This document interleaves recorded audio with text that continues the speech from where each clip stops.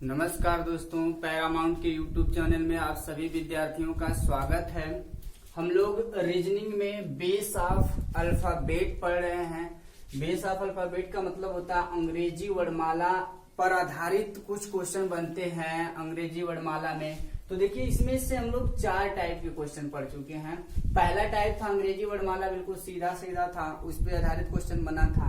फिर क्या किया था, अंग्रेजी वर्णमाला को उल्टा कर दिया था, उस पे कुछ क्वेश्चन बना था, वो भी वीडियो बहुत अच्छी तरीके से पढ़ाया गया है।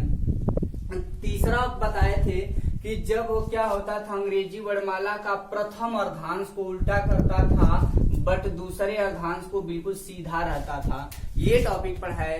चौथे वीडियो में ये पढ़ाया गया है कि प्रथम अर्धांश को सीधा रखता है और दूसरे अर्धांश को उल्टा करता था। बट ये आज जो टाइप 5 चलेगा, 4 टाइप का क्वेश्चन पढ़ चुके हैं आप लोग। ये टाइप 5 हम पढ़ा रहे हैं आप लोगों को। अब 5वीं वीडियो भी होगी रीजनिंग का अल्फाबेट में, ठीक है।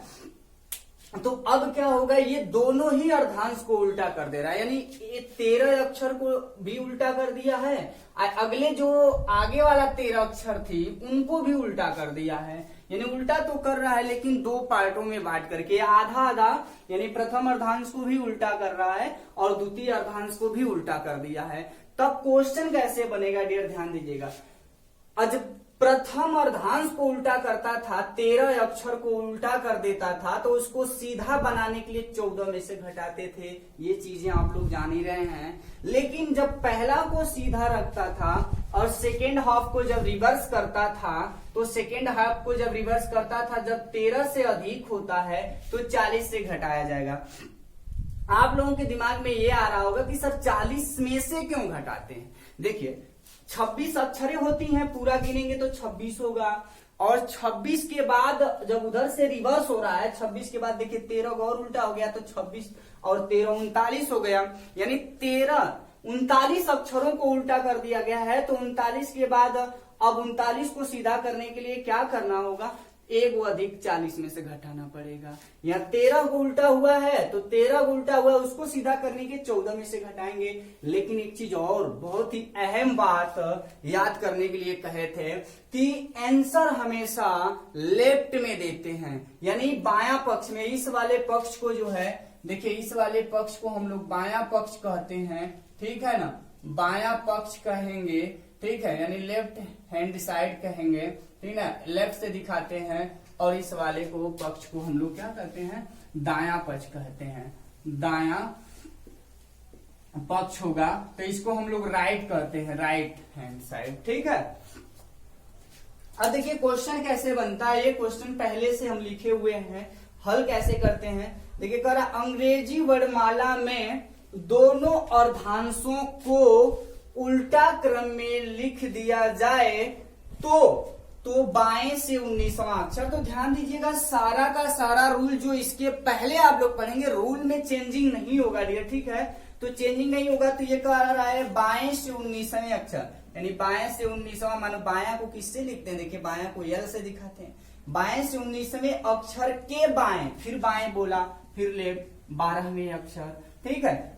बाएं 12वें अक्षर के दाहिने 15वां अक्षर, दाहिने का मतलब राइट से 15वां अक्षर, कौन सी 15वां अक्षर कौन सी अक्षर होगी, कौन सी का मतलब इसमें से कौन सी अक्षर होगी, ठीक है। तो देखिए एक चीज मैं आप लोगों को बताया था, अगर प्रथम पक्ष लेफ्ट है तो लास्ट तक लेफ्ट ही रह जाएगा, कभी ये चेंज नहीं होगा पक्ष। लेकिन जब सेम पक्ष होते हैं, सेम पक्ष हमेशा घटाए जाते हैं, चाहे लेफ्ट लेफ्ट हो तभी घटेगा, राइट राइट हो तभी घटेगा, यानी सेम पक्ष क्या कर दिए जाते हैं, घटा दिए जाते हैं। लेकिन जब विपरीत पक्ष होते हैं, लेफ्ट राइट हो या राइट लेफ्ट हो, ये दोनों कंडीशन में जोड़े जाते हैं, ठीक है ना। तो यहां से देखिए, जब दोनों सेम पक्ष है तो घटा देंगे, 19 में से 12 गया तो क्या हो जाएगा, 7 बच जाएगा। फिर यहां से घटने के बाद ये राइट 15 जो है बच रहा है। अब देखिए ये क्या हुआ, लेफ्ट है तो लास्ट तक कहे ना कि लेफ्ट ही रहेगा, और राइट रहेगा तो लास्ट तक राइट ही रह जाएगा। अब देखिए सेम पक्ष जब था तो घटा है, बट यहाँ से देखिए क्या हो जा रहा है, विपरीत पक्ष हो गया, विपरीत पक्ष जोड़े जाते हैं। तो 15 में 7 जोड़ेंगे तो कितना हो जाएगा, 22 हो जाएगा। और हमेशा लेफ्ट में ही आंसर बताते हैं, लेकिन एक बात हम आप लोगों को बताए हैं कि अक्षरें तो उल्टा कर दिया गया है, तो 13 से कम होता तो 14 से घटा के आंसर करते, लेकिन 13 से अधिक है। जब 13 से अधिक है तो आप लोगों को याद होना चाहिए कि 40 में से घटा के आंसर करना होगा। तो देखिए 40 में से घटाएंगे तो 10 में से 2 गया 8 हो गया, या 3 में से 2 गया 1, 18 पे क्या होता है आर होता है। तो इसका राइट आंसर क्या हो जाएगा आर हो जाएगा। बस एक चीज और ध्यान दीजिएगा, अगर आप लोगों को कंफ्यूजन लग रहा हो कि आंसर गलत है तो मैं बेसिकली करके दिखा रहा हूं। बेसिकली करके देखते हैं कि इस क्वेश्चन का आंसर जो है आर ही आ रहा है कि नहीं। तो देखिए क्या है, इसी तरह से देखिए कहा है कि अंग्रेजी वर्णमाला के दोनों अर्धांशों को उल्टा कर दिया जाए। देखिए यहाँ पे दोनों अर्धांशों को उल्टा करना पड़ेगा। अगर आप लोगों को ये रूल्स याद है तो ये चीजें उल्टा करके लिखने की जरूरत नहीं पड़ेगी। अगर नहीं याद है तो एक बार उल्टा करके लिखिए या फिर गिनिए। देखिए उल्टा कर दिए दोनों अर्धांशों को, देखिए ऊपर उल्टा किया गया है। फिर कह रहा है बाएं से 19वें अक्षर, तो बायां कौन है डियर इधर है, यहां से 19वां अक्षर कौन होगा, 13 को तो उल्टा हुआ, ये 13 है, ये 14, 15, 16, 17, 18, 19 पे कौन है यू है, 19वां अक्षर मिल गया। यानी बाएं से 19वें अक्षर के बाएं, यानी 19वें अक्षर के बाएं, जो 19वां अक्षर है उसके बाएं, तो इसका बायां कौन होगा, कहते हैं किसी भी अक्षर का बायां वही होगा जो हमारा बायां होगा, और किसी भी अक्षर का दायां वही होगा जो हमारा दायां होगा। ठीक है, तो यहां से इस यू के बाएं जाना है 12। देखिए 19वें अक्षर के, यानी 19वें अक्षर के बाएं 12 को जाना, तो हमारा बायां जब इधर है तो यू का भी बायां उधर ही होगा ना। तो 12 जाइए, 1 2 3 4 5 6 7 8 9 10 11 12, 12 पे कौन आया डियर, जी आ जा रहा है, जी आ जा। अब 12वें अक्षर के दाहिने जाना है, तो इस 12वें अक्षर का दाहिना जब हमारा इधर हो रहा है तो इसका भी दाहिना उधर ही होगा। तो किधर जाना है, 15 को दाहिने इधर पड़ रहा है। तो 1 2 3 4 5 6 7 8 9 10 11 12 13 14 15, 15 पे क्या आया आर आया। तो देखिए उस तरह से भी हमारा आंसर आर ही आया है, और ऐसे हम लोग गिन रहे हैं। इतना लिखने के बाद इतना बार गिनेंगे तो आंसर पाएंगे ना। तो कहीं ना कहीं ये आप लोग अगर ये रूल्स जब याद कर ले रहे हैं, थोड़ा सा याद क्या करना है, ये सारे के सारे चीज जो है पहले से पढ़ाते आ रहे हैं, अब तक तो रट गई होगी ये सारी चीजें। तो ये आंसर हमारा क्या आ गया हाँ। तो ये बहुत ही बेहतरीन रूल है, शायद कभी आप लोग इस रूल को पढ़े होंगे। ठीक है, अब देखते हैं इसी क्वेश्चन को आगे देखते हैं। ऐसे रूल्स कभी नहीं बदलेंगे, ये डाटा बदलते रहेंगे आपका। ये 4 बार दाएं बाएं का है या 5 बार, चाहे कितना बार भी दाएं बाएं कर दे, आप लोगों का आंसर कभी गलत नहीं होने वाला है इस रूल से। ठीक है, तो चलते हैं नेक्स्ट क्वेश्चन पे।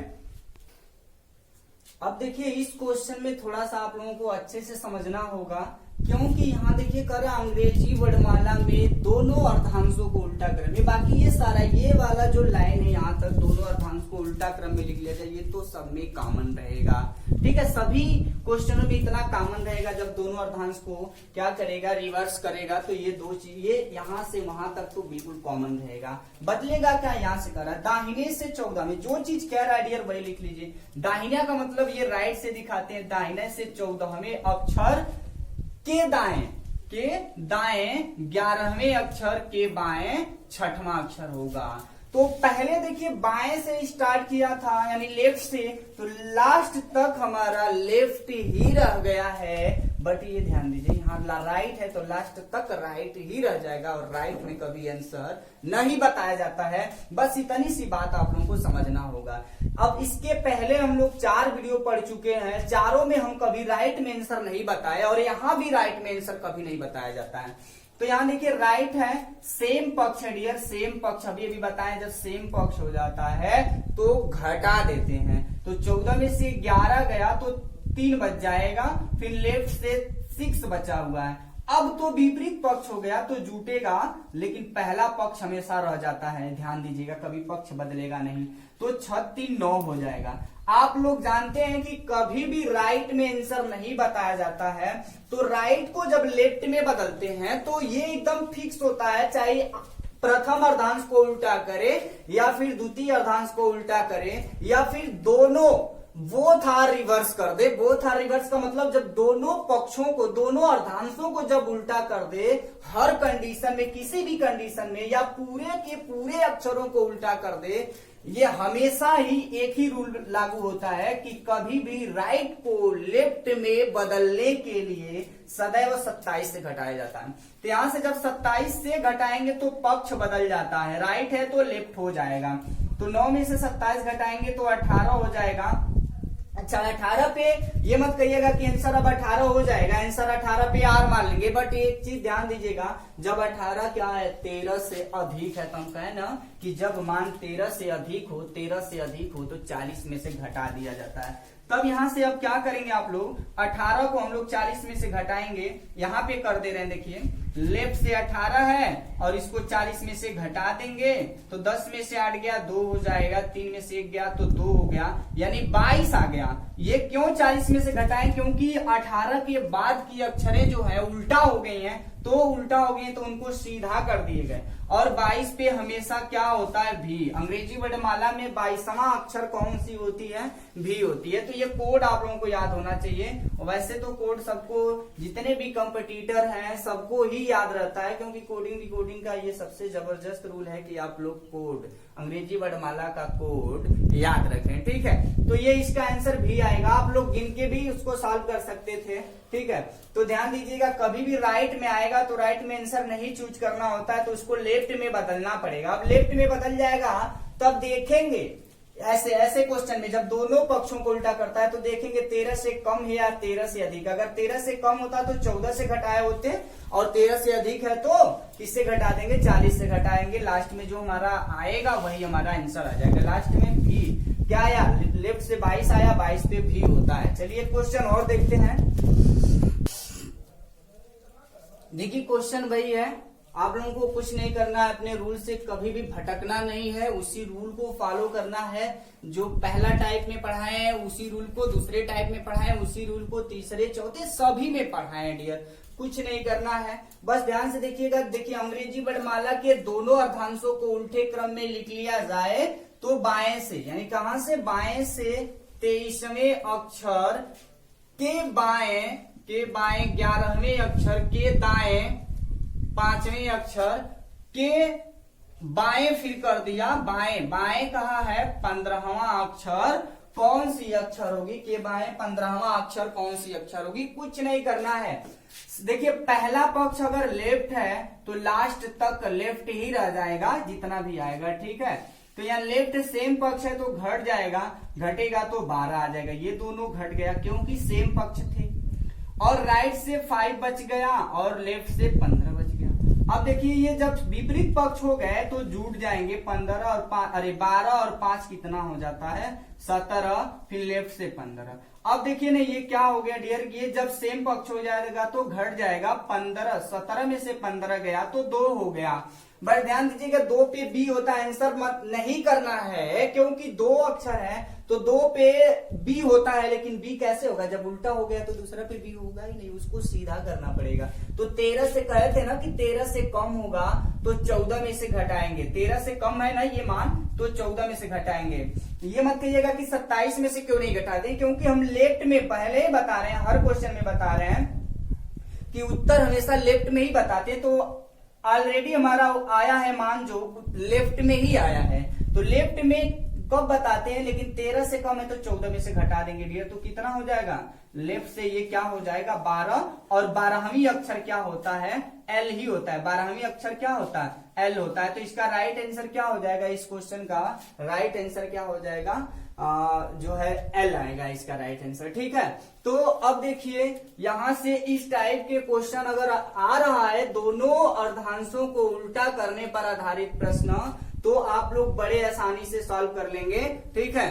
अब जो है आप लोगों को पढ़ाया जाएगा इसी वर्णमाला क्रम में। देखिए क्या होगा, अब उल्टा और सीधा कुछ नहीं कहेगा, क्या कहेगा, कहेगा यदि अंग्रेजी वर्णमाला में बाएं से 10वें अक्षर के बाएं से 10वें अक्षर और दाहिने से 17वें अक्षर के बीच में कुल कितनी अक्षर होंगी, कुल कितनी अक्षर होंगी ये बताना होगा, और कहेगा उनके बीचों बीच में कौन सी अक्षर होगी ये बताना होगा। 2 टाइप के क्वेश्चन पूछता है, तो ये टाइप हम लोगों को पढ़ना होगा नेक्स्ट वीडियो में। ये इतना ही बहुत है, आप लोगों को ये टाइप खत्म हो गया है। जो अंग्रेजी वर्णमाला में कितना भी आप लोगों को उल्टा सीधा करके पढ़ाएगा या क्वेश्चन बनाएगा, ठीक है, आप लोगों को सारे के सारे टॉपिक्स आप लोगों को पढ़ा दिया गया है। आप लोग अच्छे से वीडियो को देखिए, उसको फॉलो करिए। आप लोगों का रीजनिंग हो या फिर मैथ हो, आप लोगों का इस तरीके से तैयार हो जाएगा, समझिए किसी भी लेखक की बुक को आप लोग सॉल्व करने के लिए सक्षम हो जाएंगे, ठीक है। तो ये वीडियो देखने के लिए आप लोगों का बहुत बहुत धन्यवाद, और ये आप लोगों को अच्छा लगे तो लाइक और शेयर करना ना भूलें, ठीक है। अब फिर मिलते हैं नेक्स्ट वीडियो में।